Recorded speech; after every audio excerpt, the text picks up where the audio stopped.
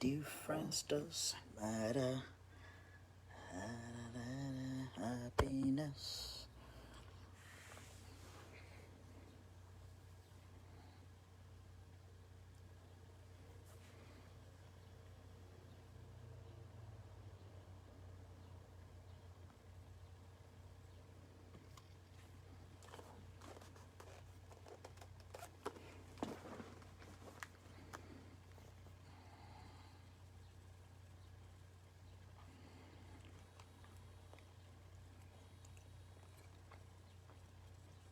Welcome, friends, to this live update and call for action regarding LGBT refugees in Kakuma camp in Kenya. Thank you for showing up today. Please share the video so we can have people getting these updates.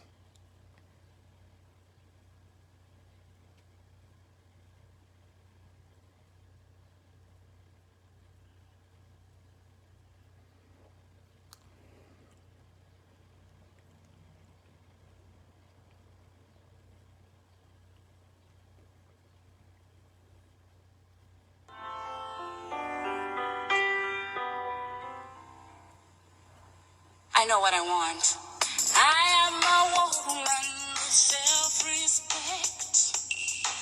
Okay, this is not the one. It's the difference. Welcome, everybody. We are together. Just waiting for some people, but as we wait, please share the video and listen to the message in this song.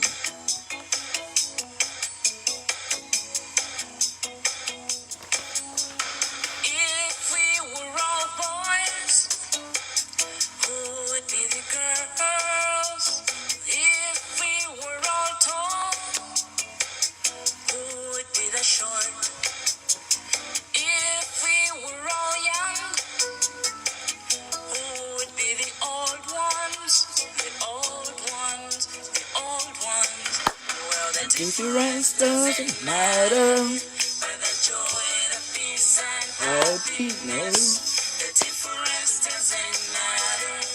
But the love. Hey, the difference shouldn't matter. But the joy, the peace and happiness. The difference shouldn't matter. But the love.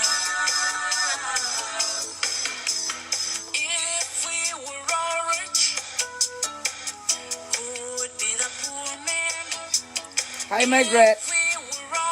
Rob Katz, I see you. Mackie Hill. Dan in Chicago.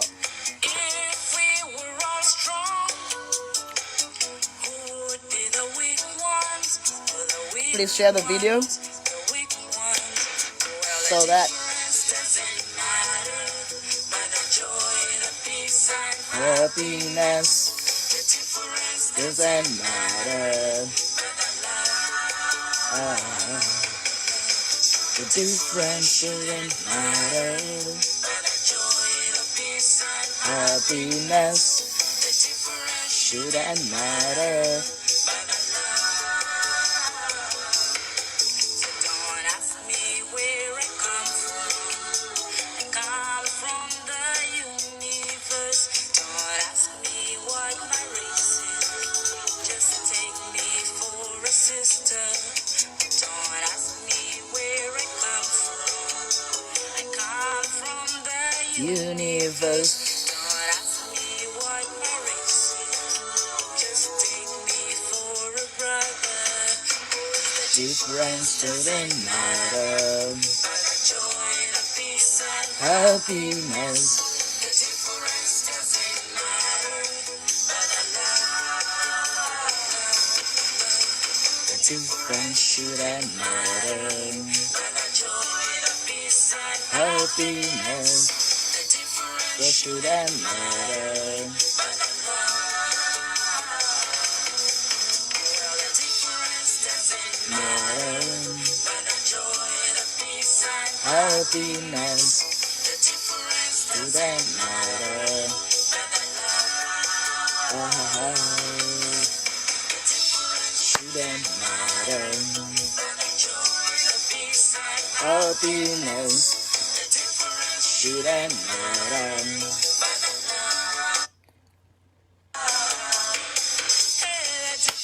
Shouldn't matter.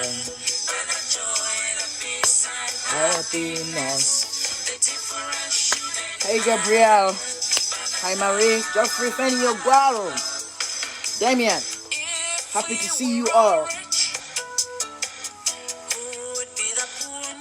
Please share this video far and wide. It is still about LGBT refugees in Kakuma camp. Something that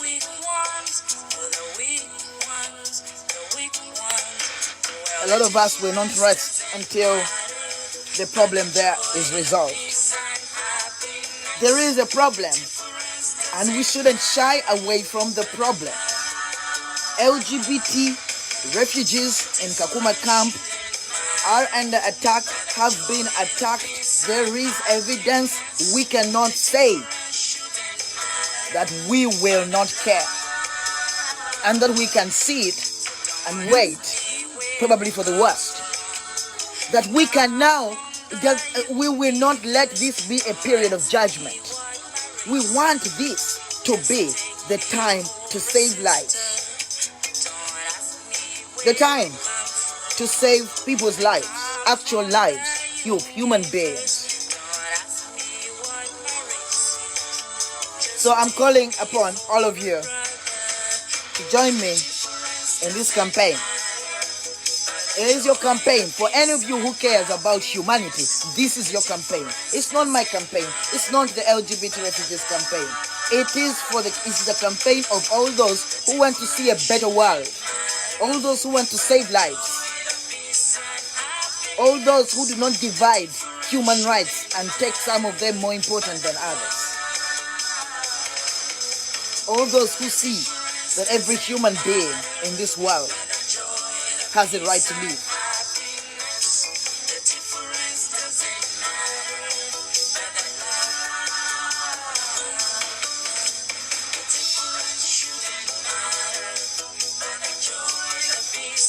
Happiness.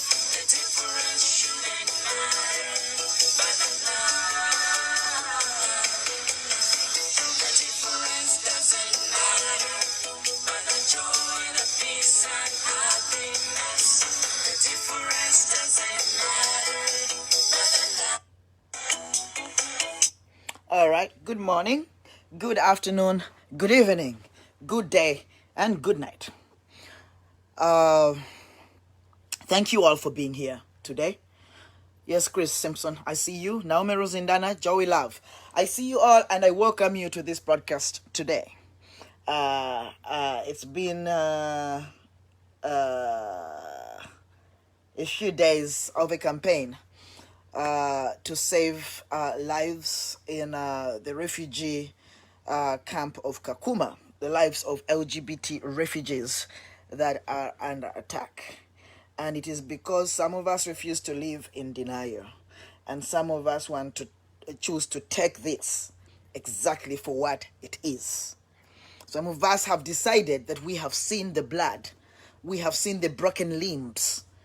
There's no explanation for any human being to be going through that. There's nobody who can come and justify that this is okay. It does not matter. We have faces of people who have orchestrated serious human rights violations against fellow human beings in Kakuma camp. Up to now, nobody has been brought to book for the actions, for the violence in Kakuma camp. But today, I would like to thank all of you who heard our call, my call, the call of LGBT refugees in Kakuma camp and in Nairobi, and human rights defenders across the globe. Those of you who reached out to the UNHCR offices across the world, I am positive that your messages have been received and continue to be received. I encourage you all to continue putting that pressure on. For anybody who actually believes and cares about human rights, especially, you guys, we're talking about basic human rights. Basic human rights. We're talking about the right to life. Just the right to life. We're talking the right to be protected by governments, by institutions that have the privilege to protect, that have been given that power to protect, by individuals who have the privilege to protect. The reasons that the world is having demonstrations and fighting back with the Black Lives Matter is because the Black Lives Matter movement is because there is a clique of individuals and institutions in the world that have the privilege to have the power to protect, but instead do something different. That have the privilege to have the resources to protect. This is not different. You heard the song, the different doesn't matter. It is love that matters. We are all the same. Your struggle is my struggle. Now, if you are under attack, at this point, my question is not why are you under attack? If your right to life is being threatened, my question is not why. It is time to save your life. We can talk about the whys afterwards. If we are resourced and called to save lives, it is time to save the lives in Kakuma camp of LGBT refugees who are clearly under attack. Now, for most of the last few days, we had a call to action that was done by me together with the LGBT refugees in Kakuma camp. A call to action that is out there. I have reposted it on my Facebook page, where we called on the UNHCR, number one, with about 5 demands. And the first one was the immediate issuance of a formal pass providing protection for all LGBT refugees in Kakuma camp and travel safely to Nairobi, and to be protected from any police harassment for the duration of their stay in Kenya, and to receive image of pass needed. That was by Monday, June 22nd, 2020. That was the date that we had set for that. I would like to report that this has not happened yet, and there has been no action regarding this. In this live show, I will explain to you why we believe that LGBT refugees or the camp, Kakuma camp, is not ready to receive refugees for protection that are LGBTQ+. They are not safe there. It's been years of lobbying from different groups, from different individuals, but with different attacks. I remember that I broke a story, I think in 2014 or 2015, when the first actual attack of an LGBT person in that camp. We had a campaign. A lot of you watched the videos on YouTube, on a YouTube channel of the Kuchu Diaspora Alliance. It is still continuing. And the question is, if it is failing, is this the right place to have LGBT refugees? Yes, all refugees are under attack in their countries where they come from. Then they all come into a camp for protection. And yes, there are so many attacks against women, against the children, the sexual violence and all this in that camp, and probably in all camps. But there has been a massive and uncontrolled attack on LGBT refugees in Kakuma camp. We have seen the blood. It's not chlorophyll. We have seen blood. We have seen broken limbs. We have seen holes in people's heads. The images are graphic. So if you're out there and you want to see these images, they are on Facebook. Just be careful with what you're going to have to look at. But this is the daily lived reality of these people in that camp. The second demand was the immediate safe transportation out of Kakuma, Nairobi, for all LGBT refugees, confirming that all LGBT refugees from Kakuma have safely arrived in Nairobi, and that was needed by Tuesday, which is today, right? And the intention was to ensure, and is still to ensure, that people travel safely given COVID-19 happening, because the buses in Nairobi are working. I mean, and buses are traveling from Kakuma to with special arrangements to prevent the spread of COVID-19. But there is security. If you do not have a pass and you're a refugee and do not have a clearance pass from the UNHCR to travel, you are in danger. You might never reach Nairobi or wherever you're going. So that is why we are asking for safe transportation. And we are asking in the first ask for a pass, meaning a blessing from the UNHCR. A blessing from the UNHCR for individuals to run to safety. It is a blessing we are demanding right now. Honey, it's difficult to demand for a blessing, but we are for people to safely travel from Kakuma camp away from possibilities of being killed. The other is a commitment to provide shelter, water, food, medical treatment, and protection for all refugees for the duration of stay in Kenya. These attacks are not only happening in Kakuma camp. We have attacks in Nairobi. We have special cases of a transgender man right now ailing in hospital from horrible things that have happened to them. It is not the UNHCR doing this, but the UNHCR is aware that these things are happening, that there are so many people in Nairobi that are under attack, including LGBT people who are Kenyans, but that there is no protection for LGBT refugees. Well, for everybody, but there is special need for protection for LGBT refugees. So we need to have these refugees out of the camp. And number 4, commit to fast-track all LGBT refugee cases in Kenya through expedited resettlement to a safe country. This is about protection. This is not about luxury. It is about protection. It is the reason that people are in this country. And it is the reason why Kakuma camp has over 200,000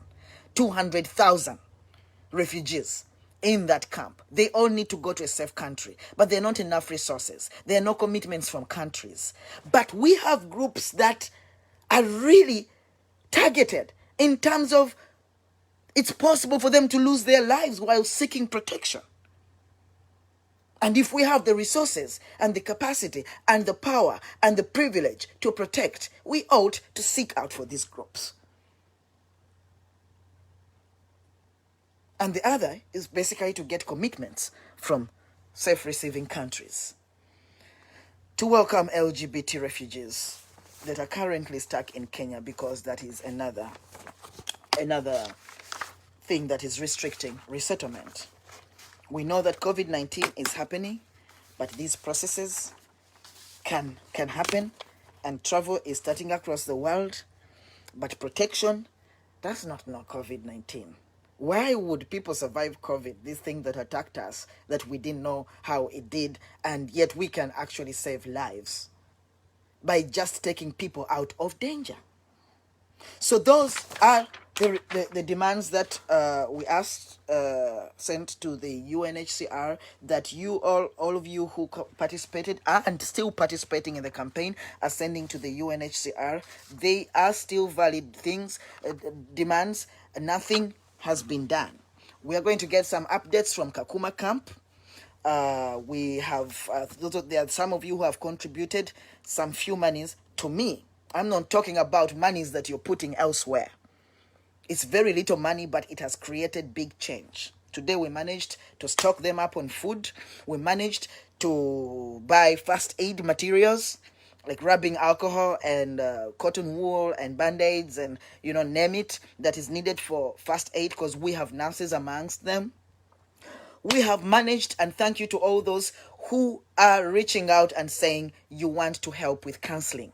Because we have suicidal cases, we have children of some of these refugees who have watched these things happening. that are really traumatized.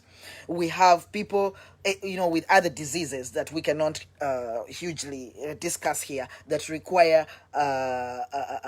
counseling. We have people with gender dysphoria who are being forced actually to act normal, so that they are not attacked. There are people like me who the only way I can survive in Kakuma camp is to wear a skirt and probably put on some long hair for years. The camp is clearly not ready for a transgender person, for a person who expresses themselves as the opposite of their biological sex. The camp is not ready for this, and we need to face that reality and accept that Kakuma camp is not ready for this. I thank the UNHCR for what you have done so far over the years in the protection of all refugees that come through Kakuma camp. It is a thing that is actually needed, because Africa is also under attack by so many things that are driving human beings out of different countries into this camp. We have individuals that are actually sick, those who are swelling, their heads are swelling. You might see them on video today, so please be aware that some of the faces or pictures or videos that you see on this live are really graphic and might it's your choice if you want to look at them or not. I am going to invite those friends of ours in Kakuma camp, and thereafter I will work with you to understand why LGBT refugees are a different case and cannot be in that camp. So friends in Kakuma, if you're there, please call and give us an update about what is happening that side. I understand that you have been provided with protection from the police. Hello? Hello. Yes, that is Stephen, trans woman, Yes. Kakuma camp. Yes. Can we see you? Yes. You guys, who is around? Yeah, but it's dark. Okay. But let me search for light. Akatochi wano.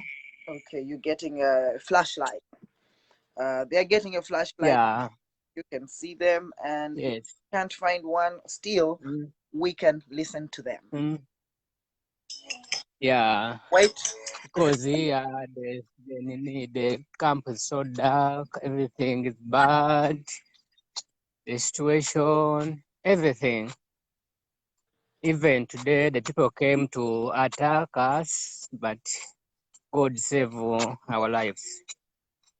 Okay, Stephen, are you able to join Benon and be on that call with him? He has light. Sorry? Is Benon there? Okay, that's Benon. That's Benon over there. Okay, all right. That's Benon. So you're all here and you have light, right? Yeah. All right. Your friends would like. There are some of the people who have actually advocated on your behalf, who have sent you some of the resources you received today from me. It is people who would like to act on your behalf and support you. It is people who are willing to amplify your voice. Here we are amplifying your voice. So Benon and everybody else, yes, how you doing? What is the situation in Block 13 in Kakuma camp and with all your colleagues? actually, I'm not doing great at all. The situation here is so terrible. You know, it's already night, but we can't sleep, as you know, Victor. Life is so hard. We expect any attack, so we're just here, so scared. But we appreciate your work and everything you're doing. So, what I can tell you is, I'm tired of living in Kenya. I would prefer at least to get somewhere to go, of which I'm not allowed. So life is not okay with me, any with my family friends here. attacks yesterday? Yes. Were there any Didn't hear you. yesterday? Any attack yesterday? Yes. Attacks don't stop. They're on daily basis. Was there an attack Even today. even today? Yeah, there was an attack yesterday and even today. Okay, and where did this come from? Of course, from the Sudanese still. Okay, and these Sudanese are coming from another block in the camp? We are surrounded by them. Okay. So they come from every corner around us. So they are like, We can't be specific with the block where, because even block 13, we are all surrounded by them. They come from other blocks to come and attack us. So they are everywhere. So we are in the middle. You know, a candle in a darkness. mhm. Okay, Benon, we were told that you are supposed to have a meeting yesterday with the UNHCR yesterday morning. How did that go? Nothing happened. We didn't meet any person from UNHCR because we waited, but they didn't show up. And yet we are not sure of the meeting. It was just rumors. We don't know how it came out because police told us that they are coming, but they didn't come. As I can say right now, because they told us they will provide us with security, 24/7 security. But as I can tell you right now, there's no security person here. As you can see, we just here as you see us. Okay, and hello, who is this? This is Gilbert. Yes, Gilbert, how are you doing? Not so great. Of course, very obvious. Yes, Yeah. do you have anything to share with us? We know that you were supposed to meet the UNHCR yesterday. We know that a lot of people are ailing with wounds and fractures over there. Yes. You know, despite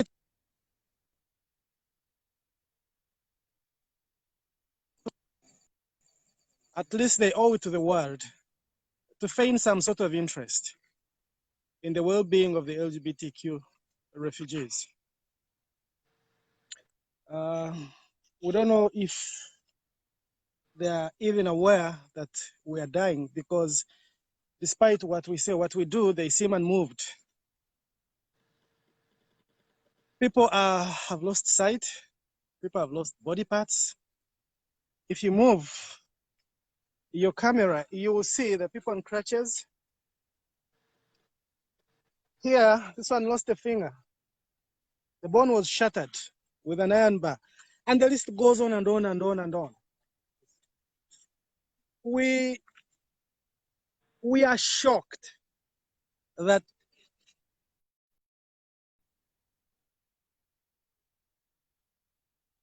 UNHCR has gone. We don't know whether they packed overnight and left Kenya.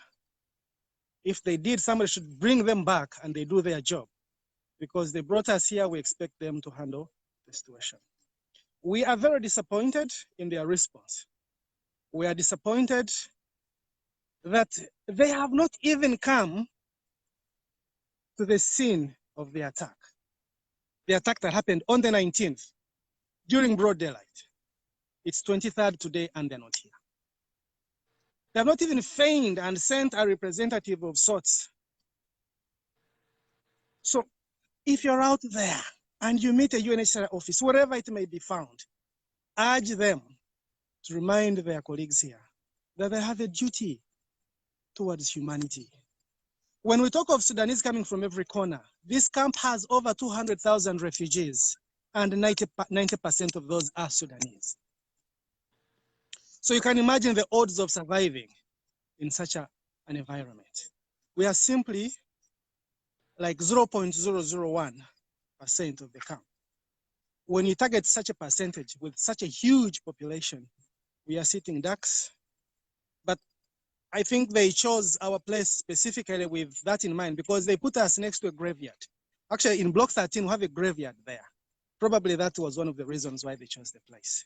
Whether that was one of the reasons or they simply don't care, we don't know. But they ought to come out and say something. They ought to come out because they owe it to us, they owe it to the world. But thank you, Victor, for bringing this to light. It's been the attacks. This last attack happened, major attack happened on the 19th. It is June 23. You have not yet heard or seen any officials from the UNHCR. You've got that right. Thanks for sharing with us. Thank you. We have maybe 2 more people, and then we can continue, because some people here might want also to, I see some other refugees even right there who are requesting to come online. Yes, how are you doing? Honest, I'm not fine. Yes, definitely. Look at this. Look at this. No, just look at this. Look at the back.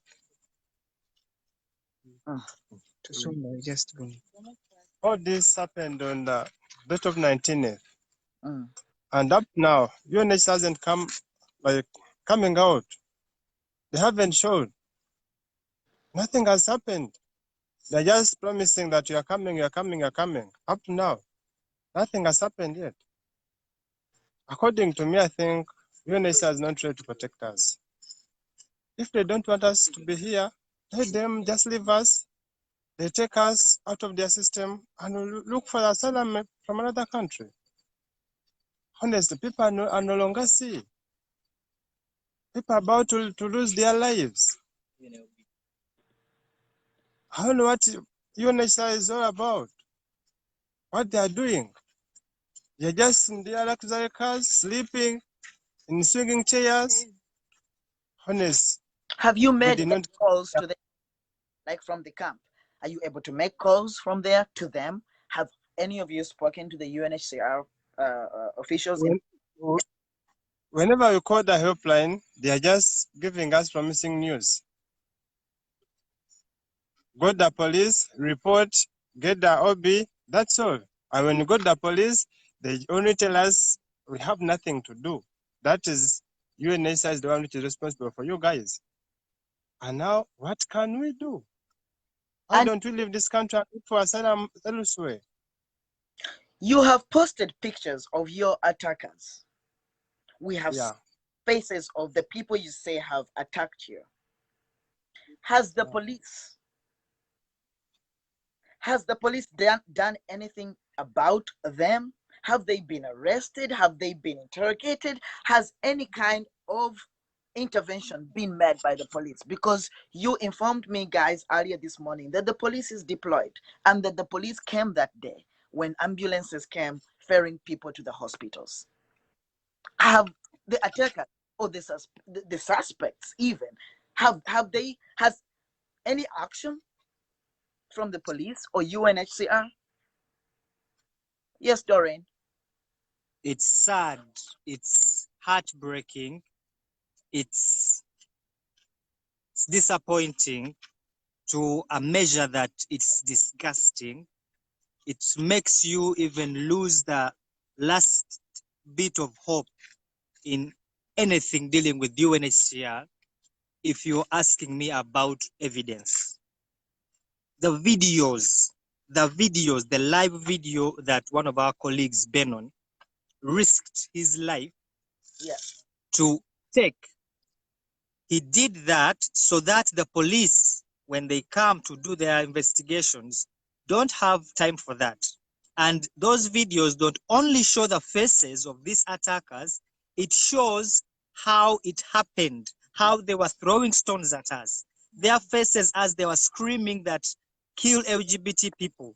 They show the anger in these people's faces. It shows their hatred. It shows who they are. These are usual citizens of Block 13, of Block 14, of Block 15, the rest of the blocks that surround us. These are people that even the local security unit, the local defense unit around here knows. In fact, the local defense unit was involved because during that rumble, when the fight was going on, they had it. The whole place knew the sounds of stones bashing against the iron sheets, the dust that was rising when people were running, trying to hide, the roar that was in the area at that time, the atmosphere only called all these people to come here. They called the police themselves during the fight, not after. During, when it was beginning, in the first minutes of us crying out, screaming, help, help, people had and called police. When our members, when we saw these people coming to us, when we started running, the first person we called, before we even called the police, was UNHCR. We called that toll-free number because it's free. It's a free number that every other refugee here has. Everyone called. The first few that went through told what is going on ground, and UNHCR told us to call police. They cut off, and then people started calling police. The rest that were calling after 5 minutes during this whole thing found the number blocked. A UNHCR toll-free number, a helpline number blocked because there is a massacre going on. There is a persecution in place. They blocked the number because they did not want people to hold them accountable for this. They do not want to put the blame back on themselves. They hide from such a scenario when it happens, and then later on come in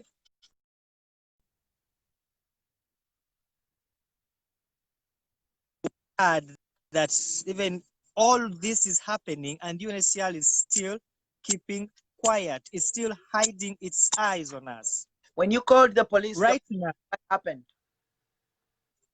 The police came 2 hours later because the fight began at around 3-4 in the evening, and 6:30, that's when the first patrol car came.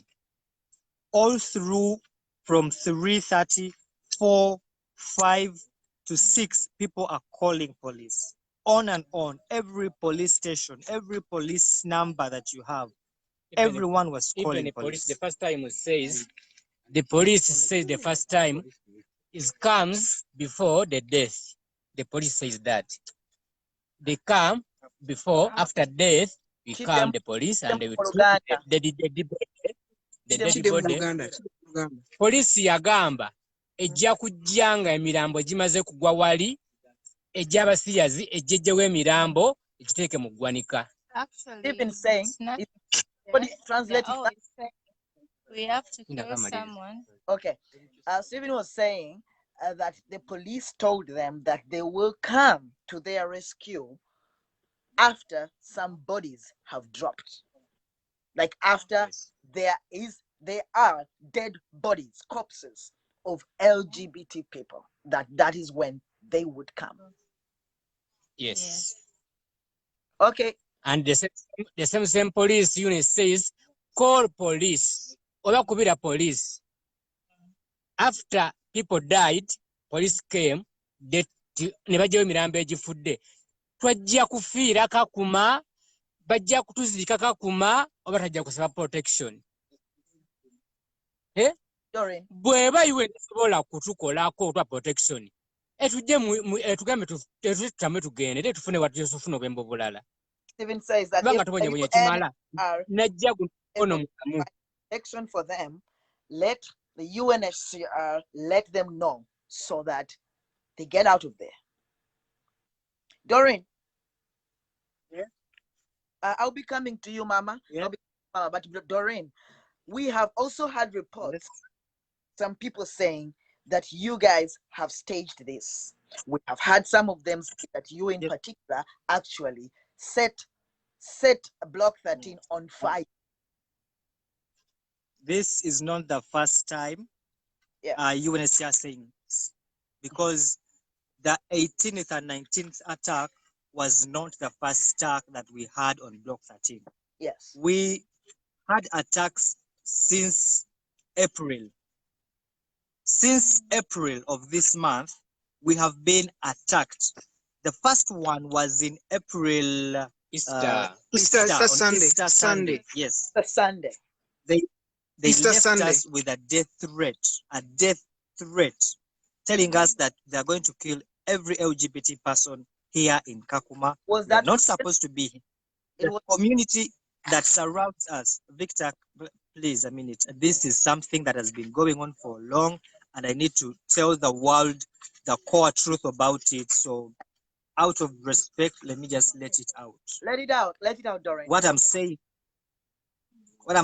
is that UNHCR has been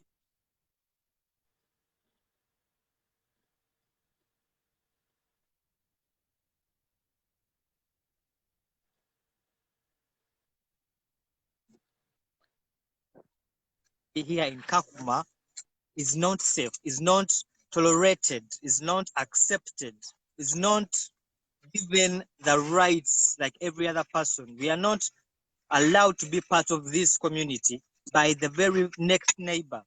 We carried ourselves and went to the UNHCR compound to confront them about this.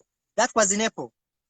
They sent us out with tear gas, with bullets in the air, bullets in the air.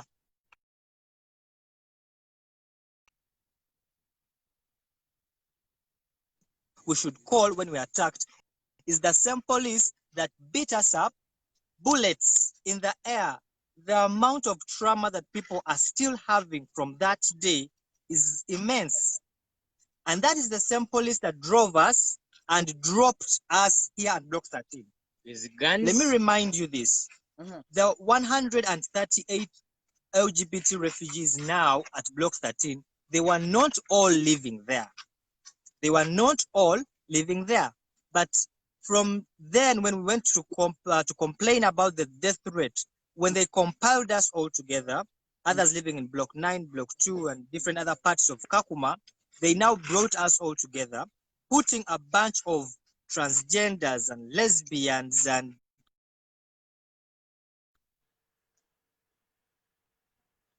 that is right next to a road that leads to a general hospital, a busy road that leads to a general hospital in a place that is not even, how can I put it, not even abstract at all. Everyone passes and sees us and looks at us. And when they brought us in that light of bullets in the air and everyone was scared and concerned, who is this? Only to find out it's LGBT people, it's gay people. Here in Kenya, they call it shoga. And they have now that tag on us that everyone who's living at that place on Block 13 is a shoga because they saw you being introduced, or to say reintroduced into that place with bullets. That is how we came into Block 13. That's how such a huge number of more than 100 people is living here now. The place that we have has 9 houses, and each house is supposed to shelter 3 people. And then these houses, ever since April up to now, have been subjected to different attacks. So they've been banged up, they've been torn apart, they've been burnt. They are now broken parts. They are just cast, so to say. That is what we are having as shelter. That's like a fence, so to say. And it's not even enough to occupy us or even to keep in our stuff. So we are living in a place where we have to put the little stuff we have, because most of them get burnt or stolen during these continuous attacks. Yes. Now we have to sleep outside during the night and to loiter in the same place during daytime. Imagine such a commotion.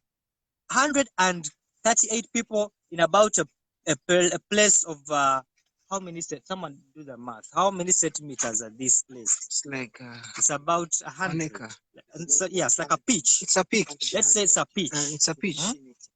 Let's say it's a pitch. And 130 people of the same faces are in that same pitch. Everyone passes by, looks at you, knows you, because you know how we are. We get noticed by people just by our way of talking or our way of moving, or just who we are. Yeah. And they already come knowing that in that place, that's where they put these freaks. That's where they keep these homosexuals, these abominations. And we have become that to Kakuma. So I don't blame the Sudanese for coming and attacking us. We were served to them. We were given to them on a silver platter by UNHCR from April. I'm even more surprised that it has taken up to June for them to do what they're doing. The people, going back to the real question of people saying that it's us staging these attacks on us. People have been saying that ever since we arrived in Kakuma. People have been saying that even to the generations that have come here to Kakuma. And it all goes back to UNHCR because of the system it puts in place. It doesn't give any orientation to the society around it. It doesn't let them know what kind of people that gay people are when they bring them to the community, and when they find a transgender woman being beaten because she's behaving the way she's behaving, they say that it's her and her character provoking the rest of people. They say that that man dressed up as a woman to stage up a beat up for, I don't know, whatever benefit. So when we get attacked, people put the blame back on us and says because of how we behave. We celebrated Idaho in Block 13. We celebrated Idaho on 17. Was it last month? This month? Last month we celebrated it because we have been living into so much pain. We have been living in so much sorrow in this place. So we say that this day that is against homophobia and transphobia and all those phobias, let us celebrate it. Let us participate in it. Let us put our hands up for it. So, of course, all of us came into this day as who we are, as who we really feel like. And then that very night, we got an attack that was massive, but we ran away and we called police before even the celebrations were beginning. We had informed the police. So they were close by and they came in and involved themselves in. And then they said that we are not supposed to even have such events.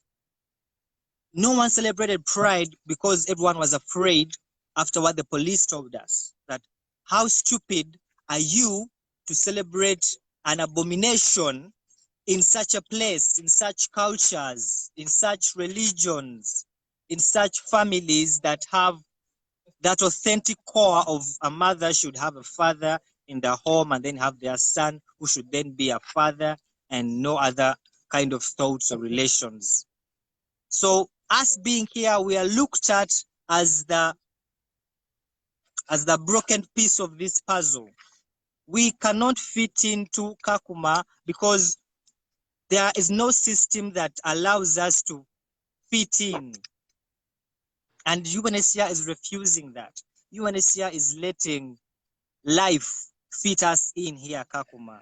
Survival for the fittest, so to say. But this place is not fit for us. And it won't be even for the next generation if there is no change done. If we are left to stay here and use our life as a test, as an experiment of how to fit in LGBT people, then we have to first die for them to get samples of doing this right. And that is not right. We are not supposed to be subjected to this. We need to get out of this place now. I'm sorry, I have to interrupt you now, Doreen, and thank you so much for what you just explained to us. However, I have another question. We have heard reports that Block 13 is not the only area in Kakuma camp with LGBT refugees. We have heard that there is another group of refugees in a different area within the camp, and they are safe, they are okay. What is the dynamics here? I'm sorry because some of these people that I'm going to talk about are my fellow Ugandans, and at a time in a place where people I would regard as my friends. But this is Africa, and you understand that there is corruption and fraudulency around in every organization, in every system. There are other people here pretending, telling UNHCR giving them information that they are homosexuals and they escaped the persecution from Uganda and other places to come here and have this process. Because that's not who they are. Because being gay is something they cannot relate to, something they don't know of. They can't exist it with us. They can't live with us. They can't have conversations or have time with us. So they decide to hide. They decide to live off in another place. They can't fit in with us because they are not us. They live in other places and they live with neighborhoods as who they are, as straight people with their wives and families, and they make all kinds of connections with those people because those people allow them, because they fit in. They are straight as they are, and it's a heterosexual happy day. Sorry to all my heterosexual friends. I have lots of you and I respect you so much. For that. I'm saying to those that are watching outside. Not sorry for that. They are straight. They are straight. 𝐊𝐼𝐸𝐸𝐷, he was straight. Aisha, Freddy, bonna Derek, muli ba straight ne group zamwe zona zemukwana nazo ba straight. They are straight. They are straight. Oh my God, my sister just went kaboom. No. Let me let you It's know one thing. There was another lady there, Benon, that wanted to say something. Can they speak first and then you come after them? Okay, she's somewhere here. She's called Joan. Joan. She's been waiting and I had to stop.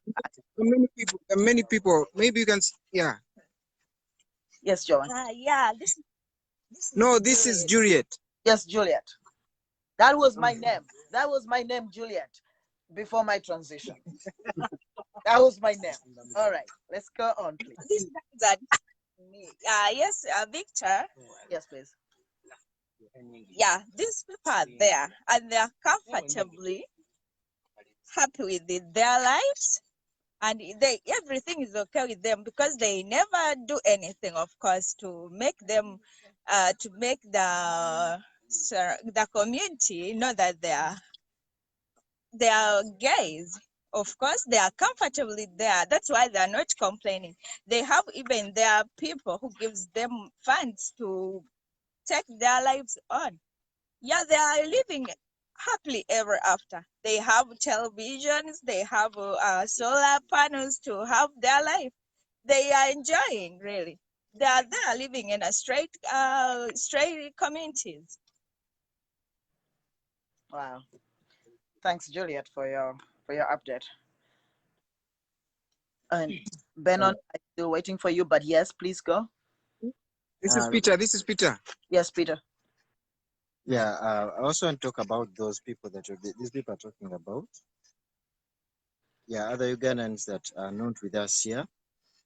The reason as to why I would think the sole reason as to why we are always attacked, we are always beaten, we are always tortured, and all that is because we are LGBTs. So I think that is the sole reason as to why for them they are not attacked. Because if you're straight and you're living with straight, trust me, you won't be beaten. So the reason as to why these people are attacking us, and almost every day we are beaten. Now, like me here, my finger got broken. The bone itself inside, that's why you're seeing metals here. The bone got broken because of being a gay. So I think we are not safe here. Actually, it's not think, but we are not safe. If bwekiba kisoboka njogende mu Luganda, bwekiba kisoboka tuveewo olwaleero tutambule batusange gye batusanga kubanga tukyali safe wadde a minute emu bweti. Victor, what did Stephen say? Stephen said that if it is possible, we walk, not board cars or motorbikes or anything. We walk out of this camp right now. Whoever is to help us will help us on the road. Whoever cares will care when you're on the road, because every other minute we stay in this camp, our lives are at risk. I have to say something that is going to make you see why there is this encouragement of these people who are straight to stay here.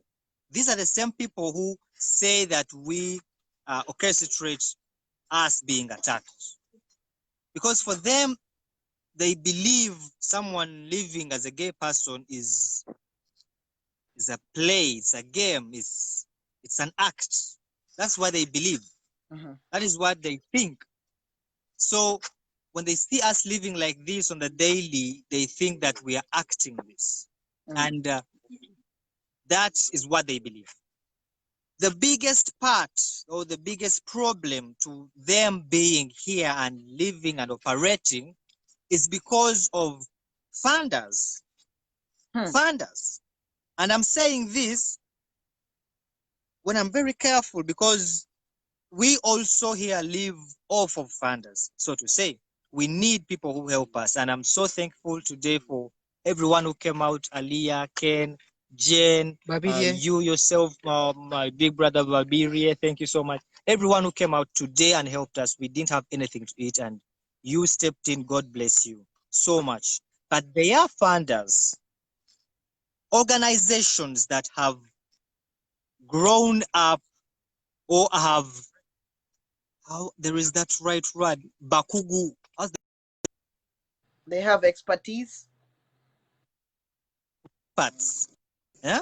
But they are experts in creating fraudulent stories, turning them into what would seem as genuine and collect funds from not only persons, but also organizations. All Out has been the latest victim to this. All Out. An organization, All Out is a victim. And so many other organizations. I have a list and I will expose them when that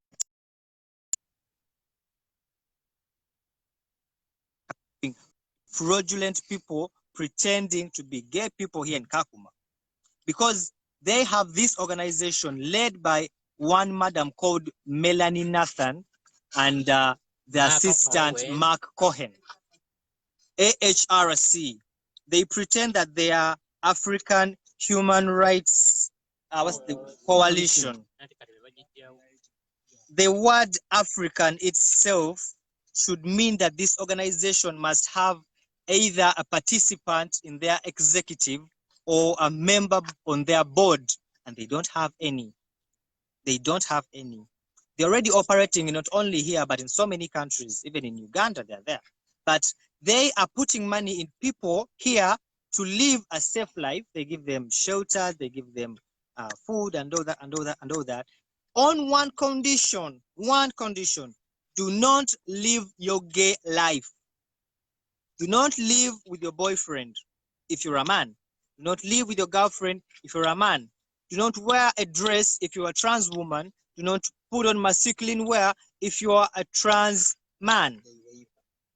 They actually have to sign a waiver, a full waiver of representation, and they give all their permission of representation, the permission of what hospital they go to, what food they're going to eat, how they're going to sleep, who is going to deal with their UNHCR cases, and everything that is supposed, what they're supposed to even think. They give their lives to HRC, and in return, HRC takes away your rights and gives you a sleep away life. You are in limbo in Kakuma, and then they take all the stories of those of us that cannot handle that kind of life, tell to the funders that this is what people are going through, and then give these funds to those straight people for receipting, because they have to show where the money goes. So they have these straight people as their no, it's not photocopying. Copy and paste. No, there is not what I'm looking for. Laundering. Thank you so much. Laundering. This is a laundering case. They are money laundering off of LGBT people who are in Kakuma. We suffer. They take the pictures, take the videos, talk to funders, give them money, and launder the money through straight people who are in limbo. Oh my God. Sorry for that. Someone needs to sue 𝐿𝐴𝐼 for money laundering off of my life. And 𝐷𝐼𝐿. And then they have the audacity to write you an email telling you that if you even need 1 cent of, even if it's medical help, you have, I don't know, what you have email there. He's told me, leave your mbe mu kikula kyange ekyobusiyazi nzira obuteteeyi bw'ennyambala mbe nga sikyali musiyazi bampe ekyenjagala kyonna. That you should leave your sexual orientation. Imagine. And you hide that. Nze atayingira kiyingire nkiveemu mbe mu busiyazi.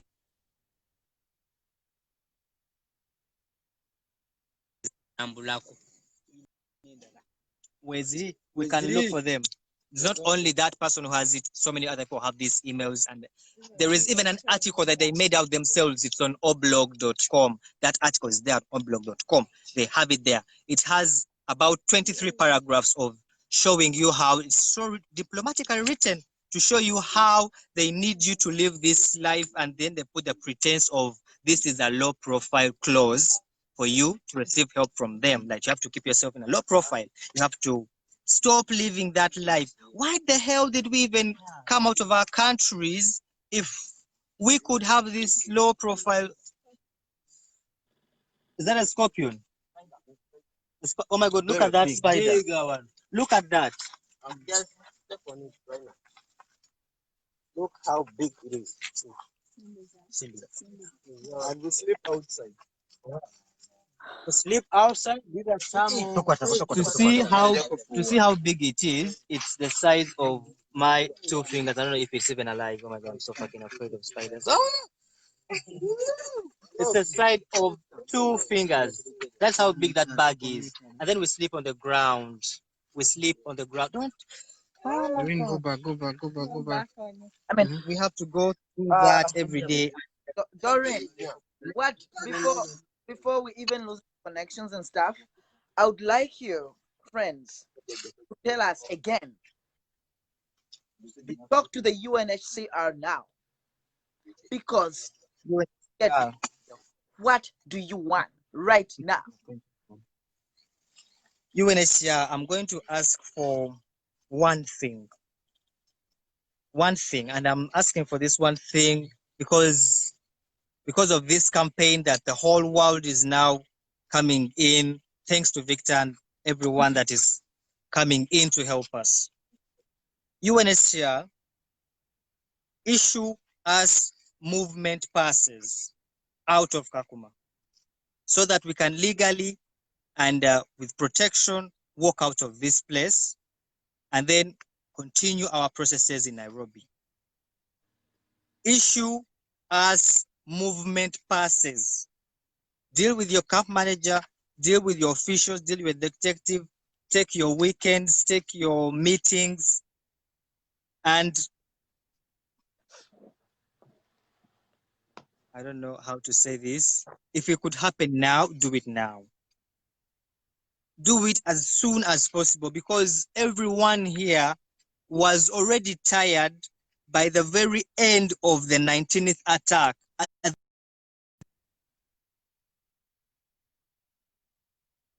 Lives in total fear. No one wants to even look at this place anymore. It's traumatizing to know that that's the place I saw my friend got battered on the head, or that's the room that I saw my friend gets his hand broken. That's the neighbor who passes by that hit me on my head. And there's the same person I see still on the same streets. Let us get out of here as soon as possible. The perpetrator. I know there is. We are giving up to Friday. I have had conversations with this group of people, and what Doreen is not saying is that right now we are giving it up to Friday. Up to Friday. I am not up to Friday. This is national organization. Today is Tuesday, Wednesday. Today is Tuesday. Yes. Today is Tuesday, Wednesday. And human rights are organizations, going to be please, human rights are going to be the longest days of the people who are living in Kakuma. To everyone who was watching, the next 3 days are going to be the hardest day of waiting and keeping their fingers crossed that UNHCR comes through. Like the last bit of hope, as we hope that UNHCR is not led by robots or zombies, but actual human beings like us. Doreen, I need you guys to stay right there. Yes. You can. I'm going to bring on an activist from South Africa who would like, to share with us or probably say something to you. I will be calling you back, please. And thank you so much. You are very brave. Thank you so much. Thank you so much for everything. Yeah.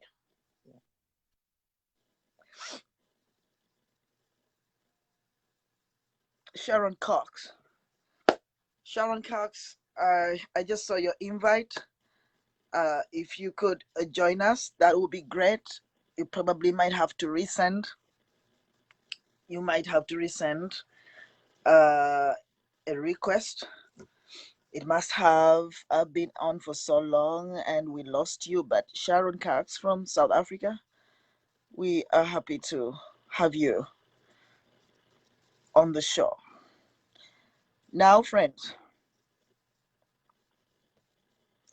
you've heard from them. I really don't have to say much on this show. I really don't have to explain why these LGBT refugees were with the theme that I had come with was to explain why LGBT refugees are a different case and cannot be in this camp. I think what they say is self-explanatory. The camp is not ready for LGBT refugees. It's a struggle every day. It's a struggle for all refugees of all sexual orientations, generally. But there is this specific issue with LGBT refugees. They say right now that they feel like they have been served. Sharon, thanks for coming to the show. I have just accepted your request. Sharon Cox leads one of the leading organizations, LGBTQ plus organizations, and organizations that have existed for decades in South Africa. And hopefully Sharon is able to come on. I have accepted. It says that it is adding. Hopefully you can come on and join us for this. As we wait for Sharon Cox, I'm still calling out to all of you on this live, even if you did it already. We have not yet gotten any answers from the UNHCR. You have heard that this terrible attack, the last one, the big one, happened on the 19th of June. And there is UNHCR in that area of Kakuma. But these refugees have not heard from one official, have not seen or been visited by any of the officials to just come and see what is happening. We are also aware that UNHCR officials across the world have seen the videos that they have seen. We know that. But we have not had any investigation teams going there. Up to now, they are saying, Doreen just said, that the people who have been attacking them over the years, those who attacked them on the 19th are loitering around the block. How horrible it is to keep seeing your attacker every day. How can we leave people? Let them live in such an environment. Human rights organizations here, international, local, and regional, if you have the privilege, the power,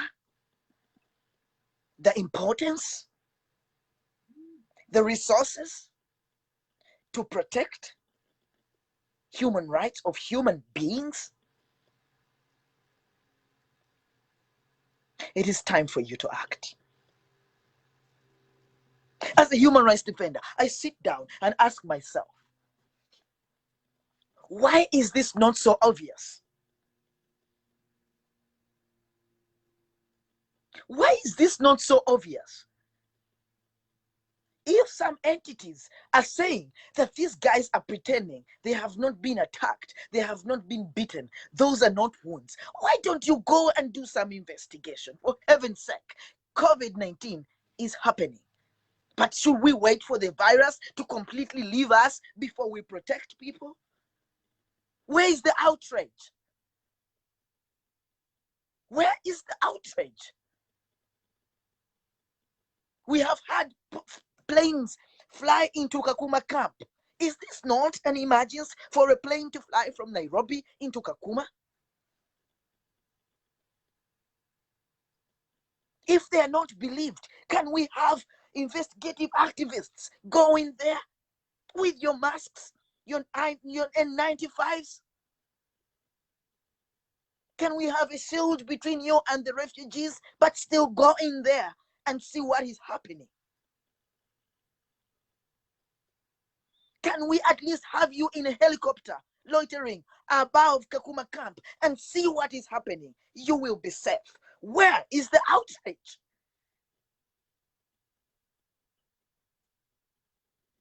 I want to thank all of you who have reached out and, who have reached out with support. I want to thank you, Babi Reira, for sending $150 to me today. That $150 is going to take one woman in Kakuma camp tomorrow to a private clinic, because even if they got treatment, their head is swelling up.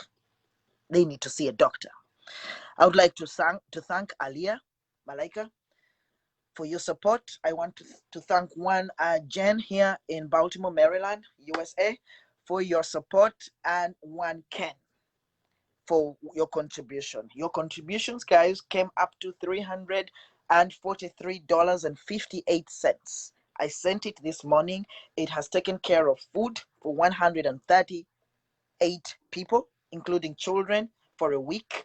It has taken care of a first aid box so that they have first aid materials that they can use in case of attacks, but also changing and addressing wounds. It is taking care of special meals for those that are living with HIV and AIDS that need a special meal every now and then, at least for the next 1 week. And we continue to send data to them through my phone to make sure that we can access them.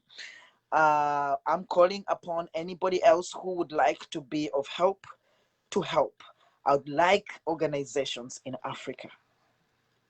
Don't judge these people. If you've been told stories about them, go and investigate. Go and investigate. Do not judge people, no matter what they have done in life. We are looking at human lives. We protect human rights of murderers. We protect human rights of people who have harmed others.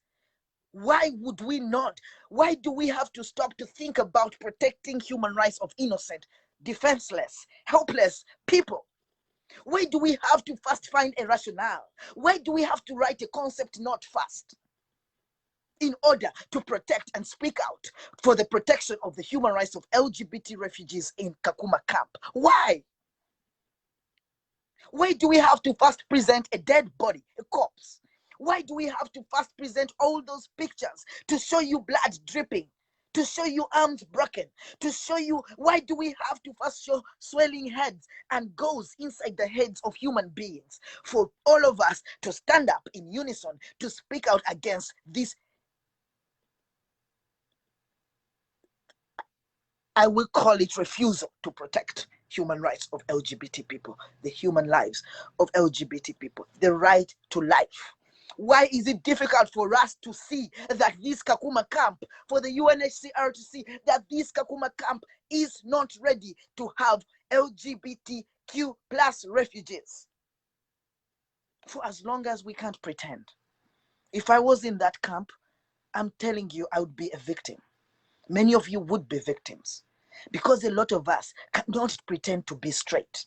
I will not go around as a queer person kissing a man in Kakuma camp simply because I want protection. I cannot do that for years. Those trans women, transgender men, lesbians who have been raped in Kakuma camp cannot pretend. They need protection. They need protection. We need some of you LGBT organizations and human rights organizations to come on board and help. We have made the call. We need your headed paper to write petitions. I'm a single Victor Mukasa with the Victor Mukasa show. I cannot do this. I know that some of you have helped, but we want you to up your game. We cannot first present bodies before any human rights organization. Any single human rights organization sees this as an issue. We have had attacks in, for example, Ethiopia of journalists. We have not waited for those journalists to die before we got on board. As an LGBT person, I stood up for journalists' rights in Ethiopia by the mere hearing in 2006 that they have been attacked. I don't have to see a body of a journalist lying in it. That's Addis Ababa for me to rise up. This should be our call as human rights defenders, as people who care for social justice. If you believe in the Black Lives Matter movement, this should be an obvious. If you believe in the human rights of women, this should be an obvious. If you are against white supremacy, there is a lot of it in this camp. There are a lot of forces in this camp. There are a lot of realities that we cannot even talk about.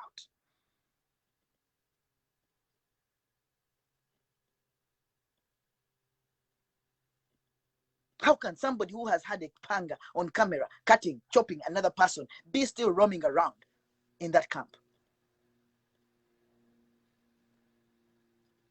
I see some of you want to come online to say something. Yes, Purity, if you're still there, it is yours, but I'm still saying that our deadline is Friday. We are demanding, no matter how few we are demanding for these people to have a pass, a blessing from the UNHCR, the UN Agency for Refugees, for them to get out safely out of Kakuma to safety in another urban area.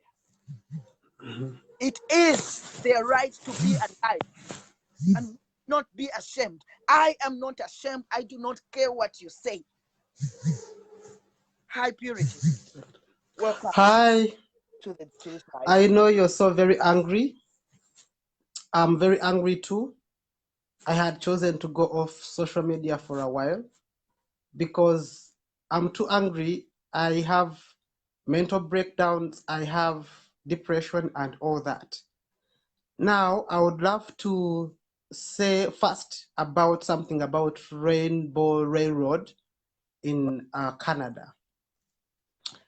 I'm so glad to hear that they are rescuing Stephen, the transgender woman. By the way, she has been tortured the most, her and Doreen, and probably Claire and others. All the They've all been transgenders. tortured. That is why we are here for all of them. Yes, so all the transgenders and all those people in Block 13 are being tortured. And it's a good gesture from Rainbow Railroad. We are even so glad that they are doing that. But you know, one person or two people or five is not enough. It's not enough. There is genocide going on in Kakuma. 5 people, 2 people, 3 people is not enough to be rescued. Even when we haven't confirmed, because me, I always confirm when I see things happening, the exact minute. Purity. So it is not, it's okay. So it's not enough. And we still thank Rainbow Railroad for doing that, for even choosing to help. We are so humbled. You are based in only Canada, but there are so many countries that are actually safer.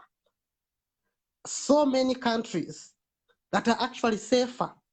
Why not follow suit of what Rainbow Railroad is doing, and we save people from genocide in Kakuma camp, LGBTQ refugees down there. You know, we should just have to do that. And for the organizations, LGBTQ-based organizations, international organizations, donor agencies, I tell you, please do a situation analysis. I did monitoring and evaluation. And when I was doing monitoring and evaluation, we learned how to do situation analysis. Do situation analysis and weigh and see where your money should be going too fast and where it shouldn't go fast. LGBTQ persons worldwide are suffering. Black Lives Matter, Black Transgender Lives Matter, all those are very important and we respect them. And we are part of that movement. But then we have a genocide going on in Kakuma. Now I want to talk about the 2 blocks that Doreen has talked about people who are not actually part of LGBTQ refugees. Africa is a continent where unemployment is so high, in that you can go to school and finish school and you spend the rest of your life minus ever getting employed. And people are using us. People are using our community that are struggling and suffering and getting all those wounds, getting attacked, their small little tents being demolished because they are LGBTQI. They are not economic immigrants. I'm not an economic immigrant. I don't want to be one. If really I was safe in Uganda, I would actually go back now. I had a good job there. So what I'm saying is that people in Block 13 in Kakuma camp have all the rights to be angry because they are wolves also. And these wolves also need help because, I mean, like they are here because they also need help because of unemployment and suffering so much. But then don't suffer on our behalf and then go and portray propaganda when somebody has a wound. People say that some people, I have been told recently that we fake attacks. Honestly, does somebody see my scar? It is there. It is going to haunt me for the rest of my life. Even when I'm wearing makeup, it is there. Have you seen people in Kakuma with all those wounds? Doreen just talked about it. Is there anybody who would love to have their head hit down, almost getting a brain tumor or blood flowing into their brain for the sake of just, you know, making us stand? We need to just be honest. Is there anybody who would love to go through that pain? And then those Sudanese and Turkanas, because Turkanas are natives of Kakuma as an area, how would we handle that when literally we have surrounding homophobic and transphobic communities around, when we don't have a fence down there? How? And then for UNHCR, I know you love success stories. We've seen them online. You love success stories only. You don't want to listen to people that are suffering. When you receive funding on behalf of those suffering ones, and they are taking care of those success stories from those you want to get them from, please stop that kind of joke. Our blood will be counted on you. It will be counted on you. Genocide is going to happen in Kakuma. You are mandated to safeguard the rights of every refugee. I say all refugees. And you have chosen not to take care of LGBTQ refugees, and I say LGBTQ refugees with an emphasis, and I know why. And you are trying to get success stories, not to do your job. Our blood will be counted on you. It will be counted on you. Wake up and work. And then I would love to call upon everybody out there. You know, watching us online isn't enough. These people need help. You know, somebody who has wounds that are going to be there for the rest of their lives and they are still fresh, need help, psychosocial support and all that. And you can always volunteer to be one of those. Spare $1 and save a wound and save a life, because those wounds, even when we are treating them slowly, thank you very much, Victor, for the $300, it's a peanut, because so many couldn't even get enough medical care with that money. But then it did a lot. At least they have a meal, they have first aid. There is a lot to be done. In the future, even if you are the biggest LGBTQ activist out there in the world, those ones who attend very fancy meetings, you know, they are fancy meetings, you take your flights, you go, it's more of a vacation, you eat well, sleep in 5-star hotels, and you are representing people in our own situation. May you repent. May you repent, because a lot that is happening in Kakuma should tell you that you should repent and work. Anybody out there who can afford 3 meals a day, sacrifice 1 meal and see whether you'll die. Sacrifice 2 meals a day and see whether you'll die. Because every LGBTQ refugee in Kenya can only do 1 meal, and those are the lucky ones. I can't even have 2 meals a day because that is luxury. For me, you have 3. So don't even complain that you can't support when you have 3 meals a day, when there is somebody in your own community. This is our community, by the way, LGBTQ community. Why can't you really think about foregoing just 1 meal and see how it feels? Forego 2 meals and forego 3, because sometimes refugees even can't afford, LGBT refugees in Kenya can't afford just that 1 meal. Just think about 1 day or 2 days of 1 week sleeping in the open, in a bush, in the desert, where you do not have anything safeguarding you. You are sleeping in the open. And thankfully, because rain happens in Kakuma once in a while, now finally it is raining. Those people you're seeing are sleeping in the open. It is raining. It is raining. They endure that pain of sleeping in the rain. They can always update you. You can always see that. Would you be comfortable sleeping? Would you sleep when the rain is actually pouring? Purity. Would you? Purity, I'm sorry for interrupting you. Yes, please. I have 2 questions for you. Number 1, yes. I heard from Doreen about this African organization and what is not is doing and what is failing to do. I just want to ask, are there people that are actual LGBT people that these individuals and organizations have helped over the years? Number 2, what message to the UNHCR on this live show? And then we will bring somebody else. Your second question, please. I had the first one. The second one, I didn't hear it properly.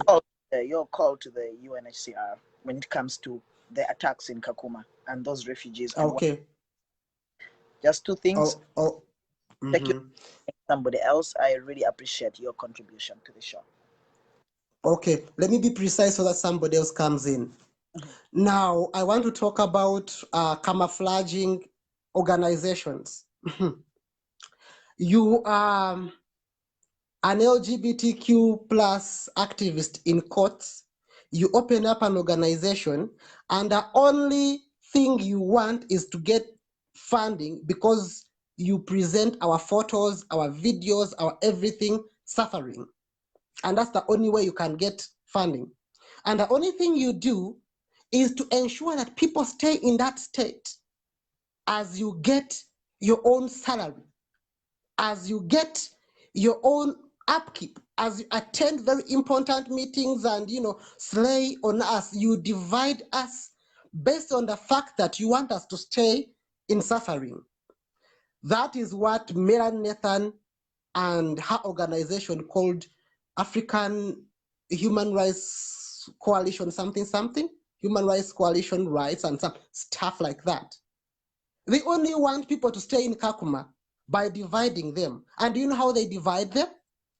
𝐿𝐴𝐴 is funding straight people were from Uganda or other countries or stuff with her organization AHRC to make sure that they tell people that we are fine.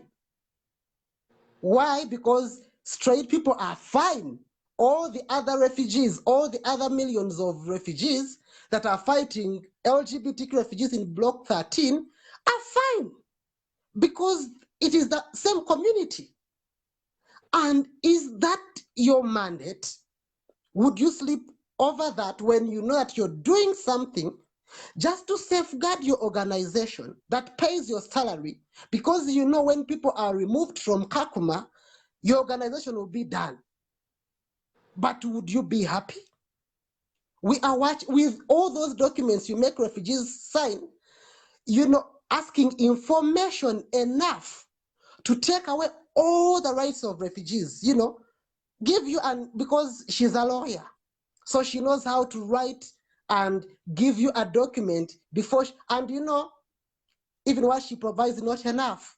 She provides little food to a few people and tell them, please fight these people.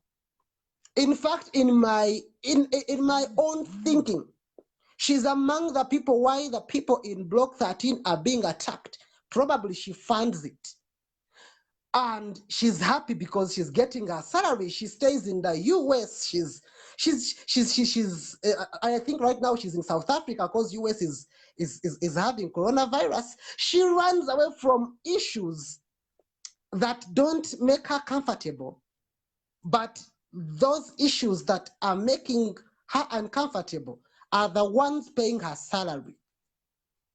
It is so shameful, and shame at anybody who does that. Now for UNHCR, as I conclude. Has that organization supported LGBT people at all in Kenya? Yes.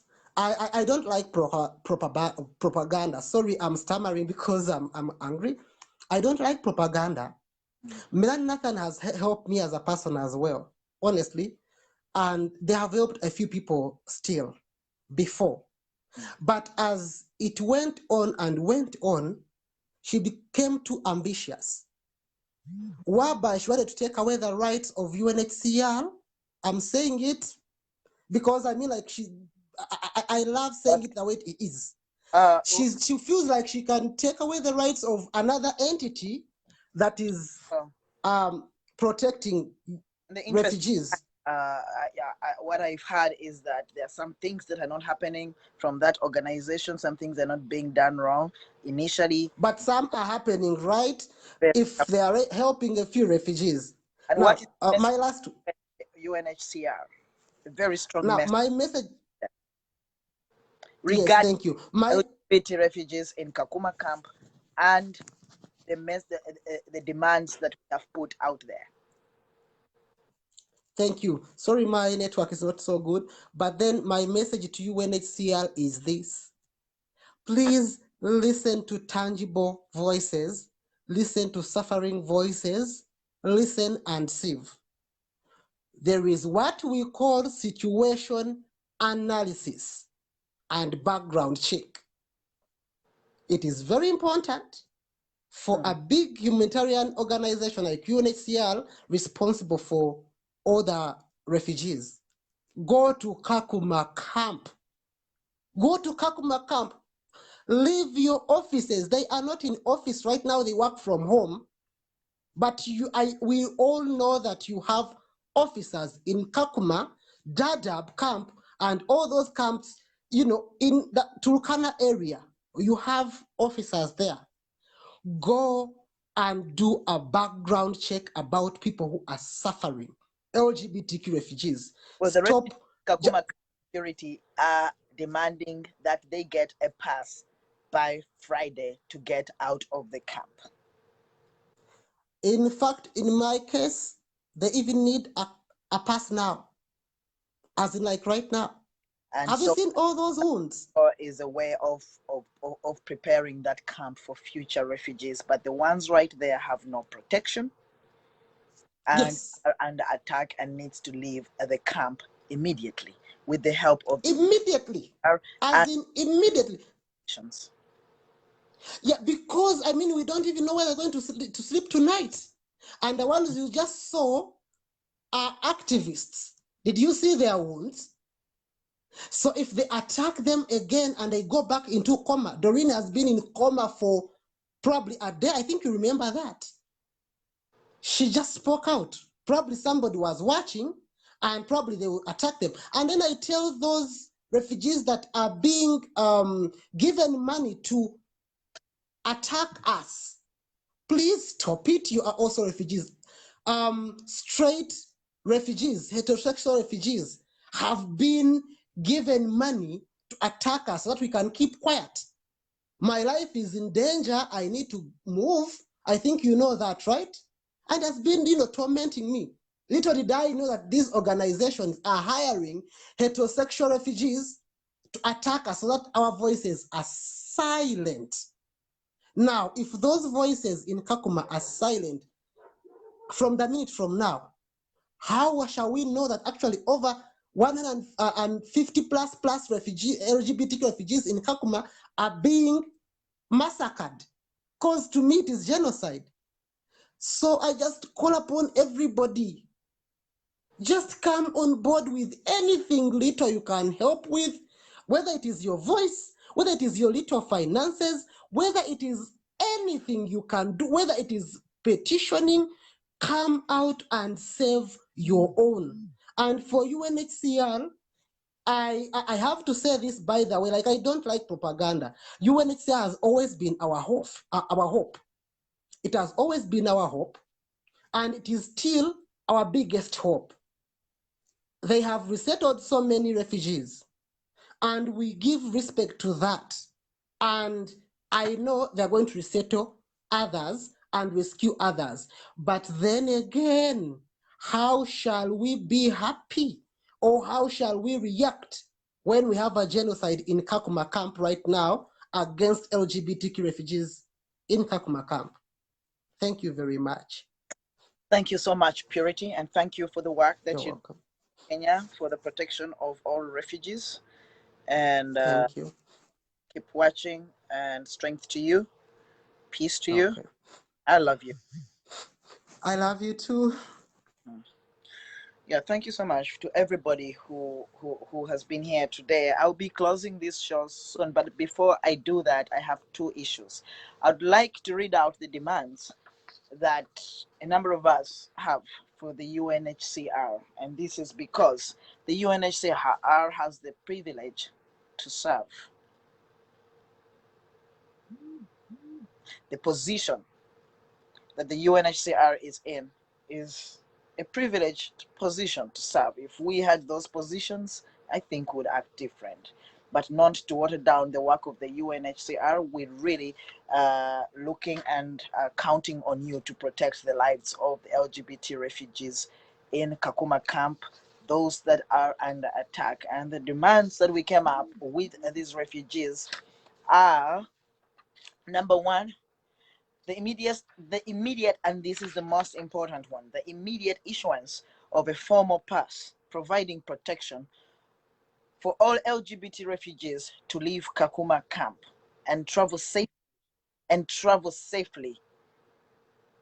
to Nairobi, and to be protected from any police harassment for the duration of their time in Kenya, and to receive image or pass needed by It was for Monday, but refugees have advised that we give up to Friday. The second demand is the immediate safe transportation. Safe transportation.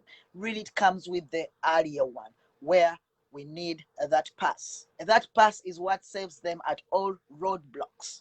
That pass is what saves them in terms of security as they travel to Nairobi or other urban areas. However, safe transportation today includes protections from potential spread of COVID-19. The truth of the matter is that buses have started moving from Kakuma to Nairobi with specific restrictions in order to reduce the risks of COVID spread. So we are asking the UNHCR to ensure that this happens. And if there's need for resources, let the world know so that people can help out with resources. But now that the UNHCR is the one privileged to serve in that capacity, this is our call to you. The third one is commit to provide safe shelter, water, and food, and medical treatment and protection for all LGBT refugees for the duration of their stay and time in Kenya. Confirmation needed that all LGBT refugees from Kakuma have safely arrived in Nairobi and are safely housed within safe water source and food by Tuesday, which was today, but we have pushed it to Friday. And this medical treatment being received because majority of them have been injured. The fourth one is commit to fast-tracking all LGBTQ refugee cases in Kenya through expedited resettlement to a safe country. UNHCR has done this before, and thank you to you, UNHCR, but because of these unending attacks on LGBT people, with the people in the communities where they are living not being sensitized, it is important, and we ask that this happen again. And then we call on countries to commit to having and hosting refugees in an expedited manner. And we thank all our Canadian friends that are lobbying the Canadian government for an intervention regarding this. This call to action is on my Facebook page, Victor Mukasa. It can also be found on the Facebook page for the Victor Mukasa Show. It can also be found on my official page, Victor Mukasa, Victor J. Mukasa. You can find it being circulated by other activists across the world, and we call upon you to write letters to the UNHCR in your country and other countries, asking for these demands. How to get the contacts for the UNHCR is by going into Google and just typing in UNHCR, your country. Please remember to send a letter to UNHCR in Kakuma, an email to UNHCR in Kakuma and in Nairobi, Kenya, and also in Geneva. I thank all of you who have done that. We know that they have received most of your messages. We are still looking forward to the UNHCR to act. Those who have given resources, thank you so much. Those who have passed them through me today, I sent a total of $343.58 that catered for food for a week, catered for a first aid box, and also for special meals for those that are living with HIV and AIDS for a special meal. A special thank you to all those who came through when we made a call for counselors. We have about 4 or 5 people on board now that are going to be offering this counseling. We have already had one session with a counselor from here. I know that some of the groups might be organizing counseling sessions. I am not sure about that. I'm only reporting on what I know is happening. And we have had a counseling session with a counselor from here in Baltimore who also actually spoke to children in that camp, in that particular block. Thank you to all those. We have 2 people who are willing to do first aid training. We have 3 nurses who are also LGBT refugees living on Block 13 in Kakuma camp, who are going to be receiving online a video first aid training, so that they are there to help those who may not be able to get the support that they need when they're injured, or even in terms of maintaining and cleaning those wounds, because most of them, ever since they got gauze on their wounds, have not had it changed, and we have seen these wounds getting septic. So if there are those of you out there who can give us more support like that, online counseling, and if you are a street medic and would like to help when people are under attack, or just to just show up, please. We need more resources in terms of money, and if there are organizations that have that, this is a call to organizations that have collected money. If you are there on behalf of LGBT refugees, we have LGBT refugees who need to see doctors, that need to see private doctors if possible, if the main clinics are not able to offer that support. We need them to see doctors tomorrow. We have a lot of pus, and I'm sorry to explain it, oozing out of people's wounds, and they need support. If you have any resources for LGBT refugees and can help out on this, please help us out. So far, we have $150 from 𝐊𝐸𝐵𝐵𝐴. That is going to take one of those women you've seen, her face so swelled up, about to burst. It's going to help her tomorrow at a private clinic around Kakuma. If any of you can help out, please help out. We have a lot of fractures. We have a lot of wounds that, yes, they were helped in the clinic, that first day, but there has not been any other support when it comes to that. And to make matters worse, the UNHCR has not been on Block 13 to find out exactly what is happening and what their needs are. And the refugees are unable to reach them. And that is why we have come up with these very radical means and ways of reaching out to the UNHCR, so that people can live, so that human beings can stay alive, so that without judgment we save the lives of these beautiful souls. I thank you all for being here. If you have any questions, please feel free to write to me through my Facebook page, my messenger, my email, Victor J. Mukasa, Victor, the name Victor, letter J, and my last name Mukasa @gmail.com. Please also feel free to contact Purity Page in Nairobi and other activists. Contact human rights organizations in Nairobi. Contact the refugees themselves, are very active on Facebook.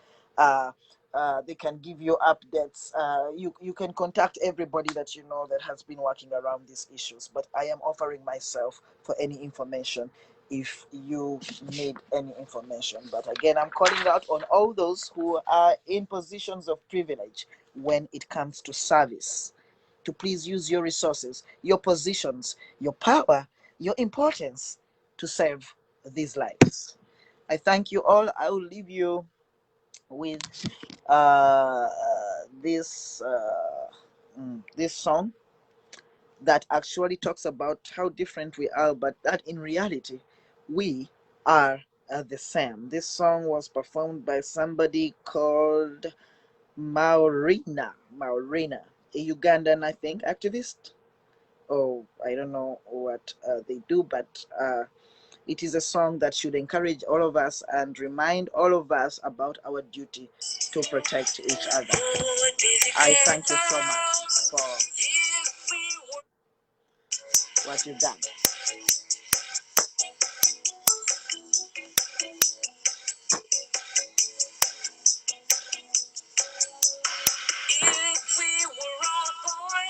A shout out to you, Papi, Master, Sharon Cox, thank you. Mona Uganda, thank you. Purity Page. And okay, Craig Paris, I see you. Thank you so much for showing up. Ken Medlin, thank you, and thank you for the support that your contribution to the money that I sent to Kakuma today. 𝐿𝐻𝐷𝐻, thank you. Fatma Hajat, Joey Love, thanks to you, wherever you are. Junior Samia, you are a human rights defender. Speak out without shame or favor or fear. Zainab bin Flight, thank you so much. Aliyah Malaika, thank you, and thanks for the support that you forwarded to your sisters and brothers and others in Kakuma. Kalemire Robert, thank you for showing up. Gabriel LaRue, thank you, and thank you for mobilizing support in South Africa. I'm receiving people who are saying you referred them to me. Thank you so much. Benon, Isa, Woman, Kevin, friends in Kakuma, strength to you. I don't know if you want to come online to say bye and the last word to the viewers, but if there's nothing that you have to say, I'm good. But if you have something to say, my friends in Kakuma, I'm still on for a few seconds. This song is called The Difference. Doreen, if you have the last word, please. And for those of you out there, tomorrow we want to send at least 4 people that are really ailing with terrible wounds to hospital. And so far, I have received money from 𝐊𝐸𝐴Z𝐷 for only one person that is in the worst situation. But we have people who are losing their hearing abilities. We have people whose hands have not, like, they need, like, we need some resources to take people to those places, or even organizations that have these resources, or have resources for LGBT refugees. Please kindly be there.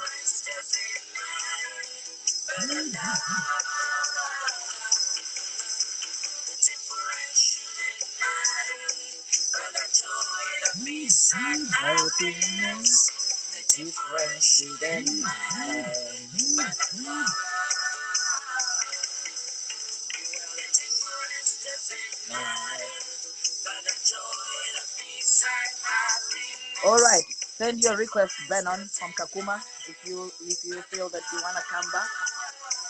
I've seen your message, but I do not have a request from you. You would have to send me a request. If we were all tall, who would be the short? If we were all young. All right, Stephen, I will bring you back. The old ones. Well, the difference doesn't matter. But the joy, the peace, and happiness, the difference shouldn't matter. But the love. All right, who do I have here? Kakuma Camp?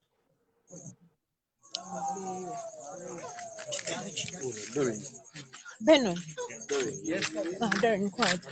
Hello, hello, hello. You have a last word for us? We are here.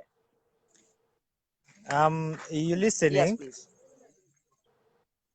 I'm glad, so glad that the whole world is watching. I'm glad that the rest of the world is here. I'm seeing in the comments, I'm seeing so many people coming out and typing and being here. My sister Purity, thank you so much for helping out and participating. We need activists coming out on this. I'm glad that Victor, you took your time, you took off of so many things you're doing with your family, with your work, and coming out here to help us. I'm so glad that the world feels touched, and I'm always forever going to be in debt for that. My last word is going to be easy and simple, and I want the whole world to listen to this. My last word is a call out to UNHCR Kenya to do what it's supposed to do and immediately issue us movement passes out of Kakuma, transport us to Nairobi, legal documents. I want to call out UNHCR of Kenya, all of it, Kenya and all of your partners, to ensure the protection that you have denied us when we are in Nairobi, when we are out of Kakuma. Ensure us the protection to our lives, because you are in debt. You are in debt of not helping us all along. You are in debt of denying to listen to us. You are in debt of keeping quiet, of keeping our processes covered. And my last word is transport us out of this place with legal documents, protect us in Nairobi, safeguard us from anything, COVID-19, lack of housing, lack of whatever. Protect us and protect our lives throughout the end of all of the 138 cases that are here in Block 13. It is your mandate, and as humanitarians, you are now having a debt that you failed to accomplish when you came out and claimed to be standing up for the human rights of refugees, especially LGBT refugees that have suffered this homophobia here in Kakuma in Block 13. By Friday, I believe and I see it on you is going to be sending you emails, as they are already. So many people are in touch with me telling me that emails are being sent and they're continuing, giving us to stay strong, that things are to change. UNHCR, do not shame yourself this time, as you have already. Do the due date and evacuate Block 13. Evacuate the LGBT refugees at Block 13 before Friday.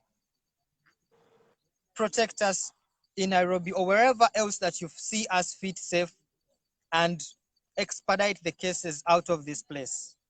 The rest of the world is not going to stop watching this, is not going to follow up on this, because the activists here and the members here that have seen this pain are going to continue calling you out, UNHCR. They are going to continue putting out their voices, screaming out so that they get this help.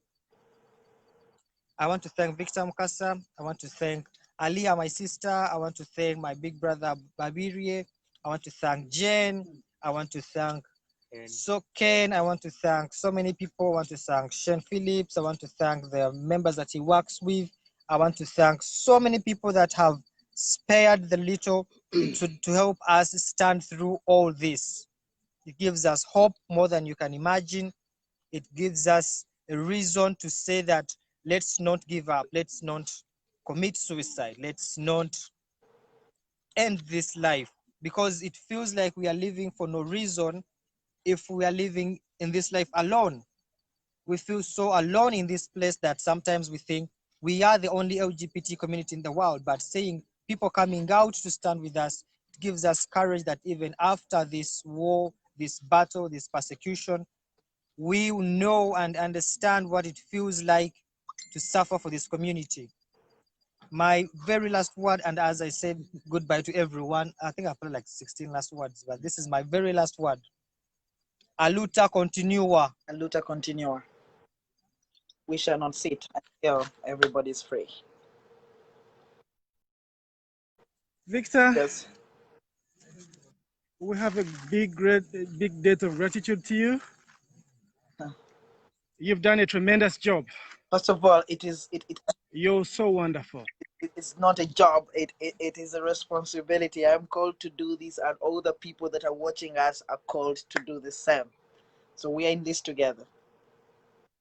It is what we are all supposed to do. Thank you. And how we wish UNHCR adopted the same thinking. They have a calling, a very noble calling. They are a humanitarian organization. People should come first. All lives matter. Yes, Black lives matter, but also LGBTQ lives matter. We hope they honor their calling. If you had an opportunity to listen to the 𝐊𝐴𝐷 message, the message they sent out during 𝐊𝐴𝐷 celebrations, it was very touching. But when will it make sense for the people here in Block 13? They reiterated their commitment to protect the persecuted, to shelter the homeless. How can we even begin to dream of that? We wait for the day that they live up their calling. Out there, brothers and sisters, in solidarity, push on UNHCR to do its mandate. Thank you so much. I think that is where we...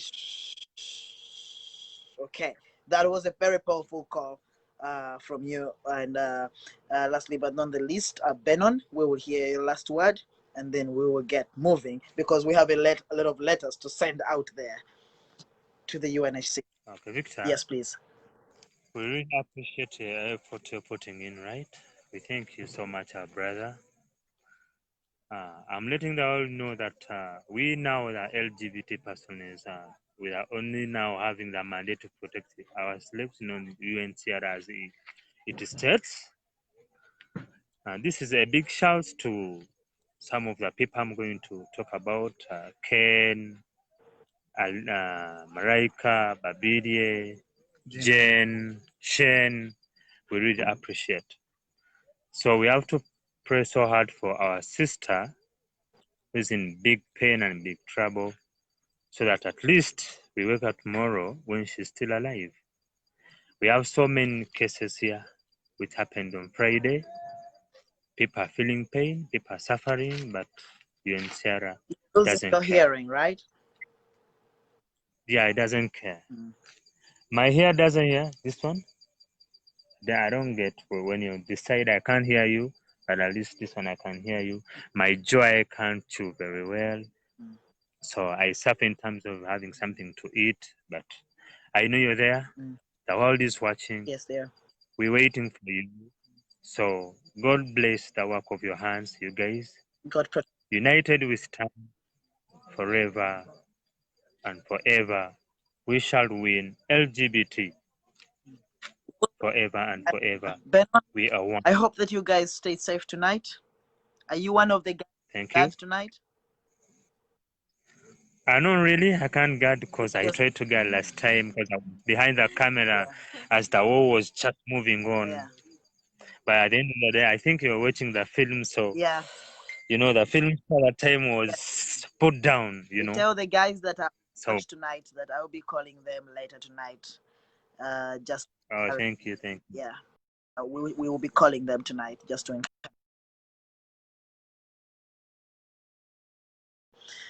Everybody out there, adios and aluta continua. Cheers.